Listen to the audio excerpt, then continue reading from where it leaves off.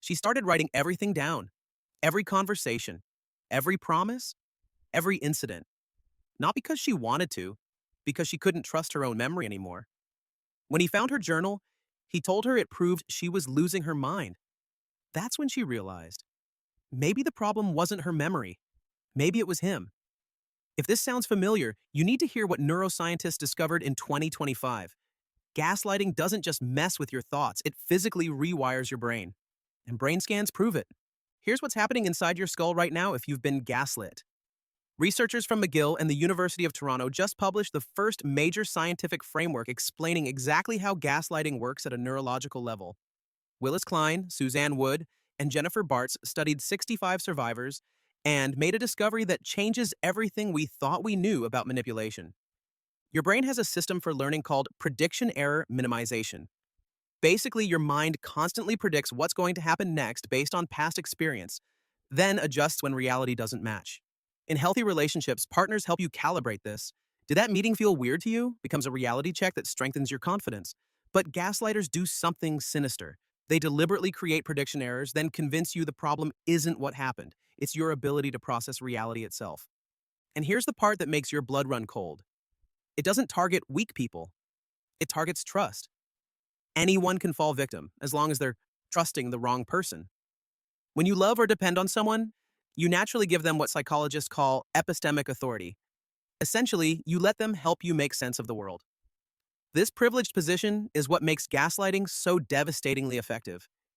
They use your trust against you, repeatedly creating moments that violate your expectations, then suggesting your confusion means something's wrong with your brain. Over time, through this corrupted learning process, you literally train yourself to doubt your own mind. Now here's where it gets really disturbing. The damage shows up on brain scans. Chronic gaslighting victims display changes as remarkably similar to PTSD patients. Three brain regions take the hardest hits. First, your prefrontal cortex, the part responsible for logical thinking and decisions, gets flooded with cognitive overload. This explains why you feel paralyzed when trying to make even simple choices. The gaslighter's voice has essentially moved into your head, replacing your inner compass with theirs. Second, your amygdala, the brain's threat detector, goes haywire. Research shows it gets stuck in permanent high alert, flooding your body with stress hormones. You become hypervigilant, constantly scanning for danger. This isn't just anxiety. This is your brain's alarm system broken by someone who kept triggering false alarms, then telling you there was never any danger. But the most chilling discovery involves your hippocampus, the structure that forms and stores memories. Studies reveal chronic stress from gaslighting can actually shrink it. Your memories fragment. Past conversations blur. You can't recall details clearly. And this is exactly what the gaslighter needs to happen, because now they have more proof you're unreliable. It's a vicious cycle. They damage the very brain region you need to defend yourself, then use that damage as evidence you're the problem. Klein's team discovered gaslighters fall into two categories. Some use it for total coercive control, systematically dominating every aspect of your life. But others, and this might surprise you, deploy it tactically just to escape consequences. I didn't yell, you're overreacting. I wasn't flirting, you're just insecure. Different motives, same neurological warfare. Both types accomplish identical brain corruption, making you doubt your ability to process reality. But wait, before you spiral, there's a twist in this story. The same neuroplasticity that allowed the damage is also your way out. Your brain isn't a broken machine, it's adaptive. The National Institute of Mental Health found that targeted interventions produce measurable brain changes within weeks. 8 weeks of mindfulness practice can actually increase gray matter in your hippocampus.